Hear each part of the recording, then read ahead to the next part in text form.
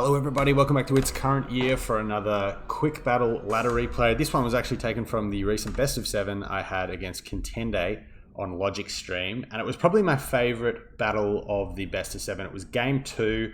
I'd lost game 1 with a favourable sort of matchup, I guess, and I was up against the Beastmen, which is kind of Contende's main faction in game 2, as High Elves, which is again seen as quite a favourable engagement for the Beastmen.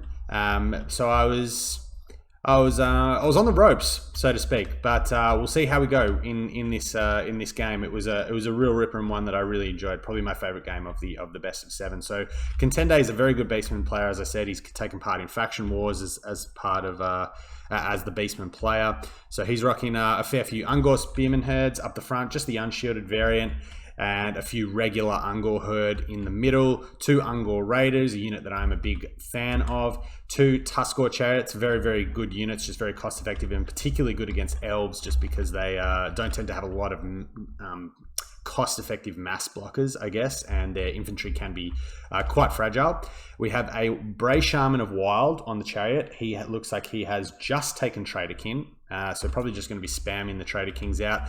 We have some pigs, some Razorgore herds in the back alongside Taurox, which I think is actually quite a bit of a suboptimal pick against the High Elves, but we'll talk about that later. So, but he's coming in with basically all his buffs. Taurox, if we can get his unit cut up here, Brass Body, Blood Beast, and the Rune Tortured Axes alongside Slaughterer's Call. So he is fully kitted out and ready to party. And then on this side of the formation, we have 2 units of Chaos Warhounds, the Poison variant, 2 units of regular Centigores, and the Grog Hooves of Wolves Run, the ROR Centigore Throwing Axes. For my own force, like I said, High Elves and a bit of a Beastman counter list that I have kind of been working on lately and actually have been having a lot of success with. 3 units of Reaver Archers, a unit that I really love here because they actually outrange even Ungor Raiders. So very good at seeing off skirmish cav, like Centigores, putting damage into hounds and things. You can actually just countercharge hounds with these guys, particularly in the late game. And like whilst they're healthy with martial prowess up, look at these stats: 32, 34, charge bonus to 27. Like, it's pretty good for something that also has a 140 range missile weapon. So fantastic unit. We've got some regular Illyrian Reavers here, just as a bit of a screening tool. 5 units of Rangers in the front line, just because obviously the anti-infantry, just generally good stats. Spread formation, just good against low tier sort of Beastman infantry. A unit of Lothan Seaguard and Archers. I had a bit of leftover funds, so that's why there's sort of just 1 unit of each. But again, a bit of screening, 180 range and 165 range. And then obviously these guys are kind of self-sufficient from cavalry charges and that kind of thing. We've got some Silver Helms with shields, and then our sort of real juicy core here, we have a Death Mage who is rocking Aspect of the Dread Knight, Soulblight, and Spirit Leech. Aspect is a great spell here because it's very cheap.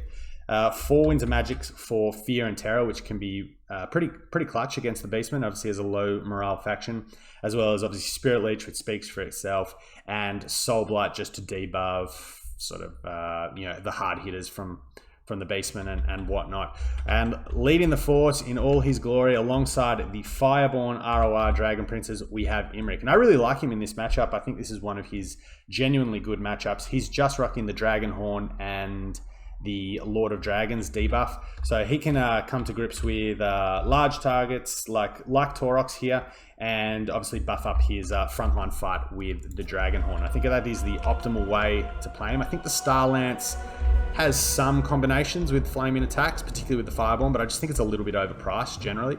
So we're starting off, we do see obviously that he has 4 deployed quite heavily and outnumbers me very, very strongly, basically by 50% of my forces. So I'm just shifting my line over a little bit. Now I do see obviously Taurox coming in here. I'm wondering if I can get some cycle charges in. I'm bringing these guys up as much as anything just to deter the chariots from just plowing into my ranges. Obviously with the anti-large, they can actually put some good work into chariots and they will mass block them up. But we're not going to commit here because we don't really have to. We've got the rangers here. We can pull back, and we see obviously the cav engagement sort of bearing down on us here. I do manage at the last second to get a counter charge off, but I don't think I've registered. But Hounds and Centaurs at the very least are very lightly armoured, so the Rangers can do some work here. So our formation is just sort of getting collapsed. Contende is just sort of setting up his forces around here before he commits with his front line. Taurox is coming in to party and doing his death rolls, and the Ungors will plow in now. I don't think I got a counter charge off. I think I was watching over here at the moment, but we are getting some good return fire onto the Groghooves. Very unarmored sort of target, no shield block chance, and good to get some shots in on them early because they don't. They do regen, but they only regen in combat, I believe. No, they have proper regen. They do have proper regen, so they will actually be taking a lot of damage, even regardless of that, from arrow fire. Over here, Taurox gets very bold, and this is why I don't like Taurox in this matchup. Fire attacks for Taurox, as we see Brass Body being popped, and Soul Blight, and Lord of Dragons offering some really big debuffs, but flaming attacks against the High Elves are a debuff in and of himself. Imric and Tyrion are both sort of semi-common here.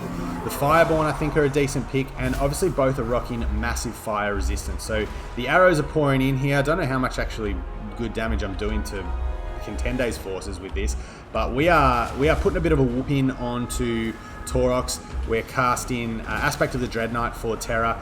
Dragonhorn did go down, so you can see here my Rangers, Contende's actually pulled back, which is quite smart with the Dragonhorn going down, not to take this fight. But we've managed to stabilise somewhat. We still have some decently healthy infantry in the fight, but Taurox, as you see here, is just getting absolutely whooped on. He's done no damage basically to Imric. Even the Dragonborn have only lost three unit models, despite losing a fair bit of HP. And now Taurox is getting Spirit Leeched. So there is a lot happening here, and Taurox is really suffering. Traderkin will go down, and that's going to be a great cast on the Fireborn. They do have significant physical resistance, which will be bypassed. But I'm pretty stable here at the moment. I'm pretty stable. I've got some infantry still in the fight. The Loth and Seaguard, like I said, I mean, if they get charged here, it's not the end of the world. Even by infantry, they will hold out. They have decent combat stats, particularly with martial prowess active.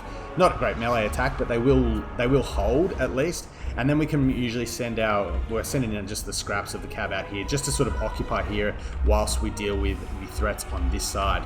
The Bray Shaman has made its way sort of into my backfield, but with Taurox on Death's Door, I mean, 800 HP left here. As we do see that's the Rangers, the Fireborn now rotating over. Imric's going to come over and get onto the Bray Shaman. We're trying to pin him in with the remnants of the Silver Helms, as the Illyrian Reavers, like I say here, don't be afraid to countercharge them. Even into Speared Infantry, they're not braced. They will actually work targets down like that very, very efficiently. So the Bray Shaman does slip us, but there is going to be an opportunity for us to get in on Taurox here. And once again, Lord of Dragons just nuking his stats. Still has decent enough melee attack, I suppose, but a lot of damage going into him. He is going to rout once again, and I believe that's a Soul Blight going down. So again, basically no armor on those Ungors once they're under the effect of Soul Blight. This side, I've got some Rangers coming back. They will be able to polish off the Ungor Spearheads, and I'm actually really surprised that the Archers are still online. 87 kills at the moment is really a good piece of work. Probably should be. I thought they would have been collapsed just looking at Contende's forces by now, but some Centaurs here and Hounds are going to press my Illyrian Reavers off. Dragonhorn has gone down, and I have charged in my Illyrian Reavers, and I see the pigs coming back, and given how tattered they are, I'm not afraid to countercharge here. Once again, just use their stats. They can do good work in combat fights with just generally good stats and an okay charge bonus for Skirmish Cav. Groghooves of Wolf's Run have been pretty much pin-cushioned all game. They haven't really got a lot of work done, but my archers are going to be collapsed now. But look how much ammo they've got left. At this point, I don't really care. Six volleys left, with the amount of unit models they have, is still enough to do some decent work. But they, at this stage, will have well and truly got their value back. And we are returning to the fight with 42 Illyrian Reaver archers here. There are 28 here. 31 in here, tying up the Tuskor chariots. Taurox, by the way, has died. I did Spirit Leech him as he was fleeing away from this fight over here. So the Beastmen are fighting without a Lord now, and we're playing a bit of Benny Hill with the Bray Shaman, who is being chased by the Mage of Death. Mage of Death put in a pretty good shift here. has got some good casts off, did a fair bit of damage through Spirit Leeches to Taurox, and now I can just kind of bounce around with my Illyrian Reaver Archers. They've used most of their ammunition. I have got Aspect of the Dreadnought coming down on them. I probably should have actually kept them in there, but this pocket of infantry is going to break, and that is going to be army losses and a nice win in what most consider at least a semi-unfavourable matchup for the High Elves. It was seen as Beastmen favoured prior to Silence and the Fury. I don't think, obviously, hasn't gotten any worse for the Beastmen since then. But yeah, a list that I have been actually having some good success with in this matchup. I do find if you first pick High Elves, normally when I'm first picking High Elves, I will ban Greenskins and Lizardmen, which means you're normally getting counterpicked by either Beastmen or Beastmen, Warriors of Chaos, and Bretonia. So I am fairly well practiced with the High Elves against Warriors of Chaos and Beastmen. Less so against Bretonia. Even though they're very strong, I feel like they're a little bit more of a niche faction. But yeah, actually have been enjoying this matchup as lately. It's still tough. You still do get punished for mistakes. But been having some good success. So yeah, Imric very healthy and 1.2k, put a fair bit of damage into Taurox. The Dragonborn, the Fireborn haven't quite got their cost back, but again, they're a good tool in this matchup. The Butchers of Kalkengard can be quite common here as well, and obviously as a regening unit, the Fireborn will absolutely put them in the trash can. So I really like them. A lot of people would say bringing these two alongside life magic rather than death magic would probably be better just to keep them online. But I've been having really good. I think death magic is a very good lore into Beastmen. Aspect of the Dreadnought, as we said, being able to imbue terror on a shock cav unit for 4 winds of magic is really big. And yeah, against basically any of the low leadership factions in the game, I think quite impactful. So yeah, death magic's been kind of my lore of choice at the moment. But the front line doesn't get massive value normally. Over the stretch of 5 units of rangers, they haven't made their cost back, but they, at least against this kind of rush sort of Vanguard style build, will sort of thin the infantry out. If the Beastmen can win the infantry fight and then still have enough left to kind of fight on top of their infantry with their chariots and pigs and maybe even feral manticore, stuff like that, then it really does snowball out of control. So the rangers at least do, even though they die, they take a fair few Beastmen with them. Loth and Seaguard and the Archers both getting massive value here as well. Like I said, I'm surprised they stayed online for as long as they did, because I am heavily outnumbered here. And then the cavalry can just kind of bounce around, and the Illyrian Reavers, I'm actually kind of surprised they didn't get more than that, because they got some good counter charges. They used a lot of their ammunition. We used Aspect of the Dreadnought in conjunction with some counter charging. But yeah, I like this kind of list. There's a few sort of little variations that you can put on it. You can take life magic. You can add. You can just cut down the Silver Helms for just more Illyrian Reavers and still do fine. Gives you probably a bit more of a battlefield presence. You can sort of full counter rush and not play as static with the Archers and Loth and Seaguard, and again just go more skirmish cav or more Reavers, Silver Helms. But this is a list that's been working for me. So for Contende's force, like Taurox, I like the Doombull for Beastmen in this matchup because, as I said, Imric and Tyrion actually it's kind of open here for High Elves in the Lord slot, but Imric and Tyrion are quite common, and fire attacks just make that a terrible matchup for Taurox. He's such a beat stick. You don't want to be having half his weapon strength being lost to fire resistance. Likewise, Dragon Princes, particularly on the Cav Beta. Dragon Princes, I think, into this matchup are quite good again. They used to maybe struggle a little bit for their cost, but they feel much better on the Cav Beta.